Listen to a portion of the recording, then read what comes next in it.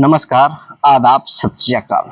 आज की जो मैं आप लोगों को घटना सुनाने जा रहा हूँ, यह घटना है बिहार का एक जिला लगता है सारण। सारण का ही एक इलाका लगता है मडोरा। मडोरा स्थित उसी गांव की, उसी शहर का एक लड़की जो कि नर्सिंग होम में कहीं पे काम कर रही होती है और वहाँ काम छोड़ के वो अपना किसी कारणवश वहाँ से काम छोड़ देती है और अपना वहाँ पे हाईवे किनारे वो जाके एक किराए पे मकान लेती है। किराए पे मकान लेने के बाद में उस मकान में जाके वो अपना नर्सिंग होम खुद से वो चालू कर देती है। नर्सिंग होम चालू करने के बाद में कुछ वक्त बीतता है। कुछ वक्त बीतने के बाद एक लड़का होता है जो कि पार्षद, उसी गांव के आसपास का पार्षद होता है। वो पार्षद उससे मिलता है और उसके साथ में मिलता जुलता कुछ ऐसे ही आगे बढ़ते चला जाता है। वो डेली के डेली आता था, उस लड़की से बात करता था, उसके घर में बैठता था। घर में बैठने के बाद में वो उससे बातचीत करता था। कुछ वक्त बीतता है कि उस लड़का और उस लड़की में प्यार हो जाता है। जो महिला डॉक्टर थी उसमें और उस पार्षद में प्रेम हो जाता है। प्रेम होने के बाद में कुछ वक्त ऐसे बीतता है, लगभग 2 साल तक उनके साथ में लिव इन रिलेशनशिप में वो रहने लगा। 2 साल के बाद जब वो लड़के के साथ में मिलता था तो उसके साथ में अपना शारीरिक संबंध भी बनाया करता था। तो लड़की कुछ दिन के बाद में प्रेग्नेंट हो गई। प्रेग्नेंट होने के बाद में वो लड़की बोली कि अब तो हम प्रेग्नेंट हो गए हैं, इसका कोई उपाय। तो लड़की बोली कि हम दोनों शादी क्यों न कर ले। लड़की अपने माँ बाप को, अपने गार्जियन को, घर में फैमिली वाले को बताया कि हमें ऐसा ऐसा बात है और हम प्रेग्नेंट हो गए हैं, अब हम शादी करना चाहते हैं।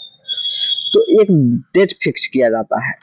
वो डेट फिक्स करने के बाद में लड़का को बोलता है हम कोर्ट में जाके आपका इंतजार करेंगे और आप भी आइएगा, हम दोनों मिलके साथ में चल के शादी कर लेंगे, कोर्ट मैरिज कर लेंगे। तो लड़का भी हाँ में हाँ भर देता है। जाता है लड़की जब जाने के बाद में कोर्ट में जब पहुंच जाता है, वो लड़की 1 घंटे इंतजार करती है लेकिन लड़का नहीं आता है। 2 घंटे इंतजार करती है लेकिन लड़का नहीं आता है।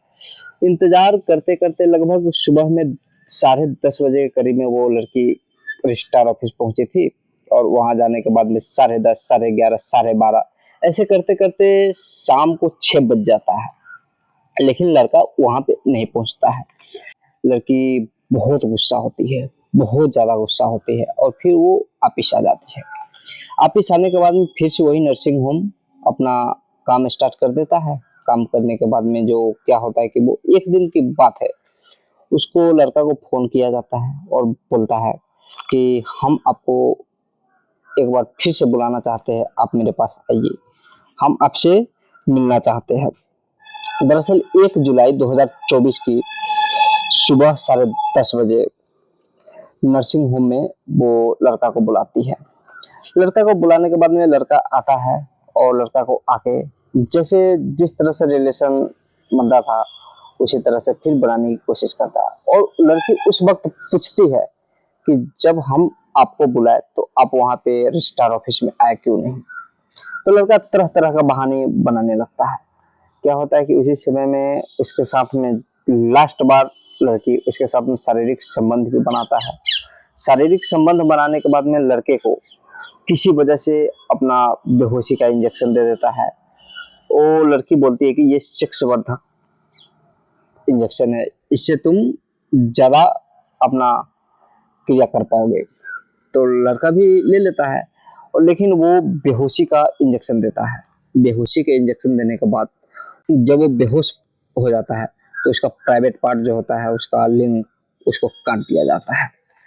वो काटने के बाद एक वॉशरूम में जाके उसको बहा देता है, डाल देता है। जब बेहोशी टूटता है तो लड़का जोर जोर से चिल्लाने लगता है। जब चिल्लाता है तो अगल बगल का लोग देखता है और बोलता है कि ये कैसे लोग इधर चिल्ला रहा है, उधर चिल्ला रहा है।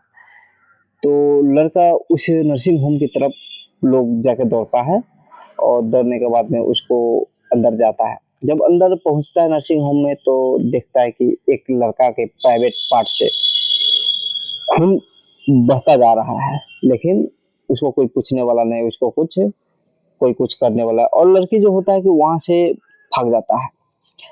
तब जाकर के लास्ट में वो उस लड़के को हॉस्पिटल के लिए भेज दिया जाता है। जब हॉस्पिटल में भेजा जाता है तो वहाँ से उसको दूसरे हॉस्पिटल में, प्राइवेट हॉस्पिटल में रेफर करके उसका इलाज करता है। तब जाकर लड़की को किसी प्रकार से पुलिस मौके पर पहुंचकर उस लड़की को दबोचने की कोशिश करता है। लड़की को दबोचने की कोशिश में वो लड़की बोलती है कि मेरे साथ में ऐसे ऐसे कांड हुआ है, तब जाके हमने इसके साथ में ऐसा कांड किया है। लड़की को दरअसल जेल जानी पड़ती है, उसके साथ में धारा लगता है 2 साल का। ये रिलेशनशिप उस लड़के का प्राइवेट पार्ट, जो कि हर लड़के के जिंदगी में ये सब होना जरूरी है, लेकिन उसका प्राइवेट पार्ट ही काट दिया गया। उसके सामने पता नहीं अब क्या होगा। वो अपनी जिंदगी को, अपना जो मस्ती करता था, वो आगे क्या करेगा पता नहीं। दोस्तों, यह घटना सुनाने का उद्देश्य किसी को गलत बनाना नहीं है, किसी को परेशान करना नहीं, बल्कि आपको सतर्क रखना है, आपको होशियार रखना है। जय हिंद, जय भारत।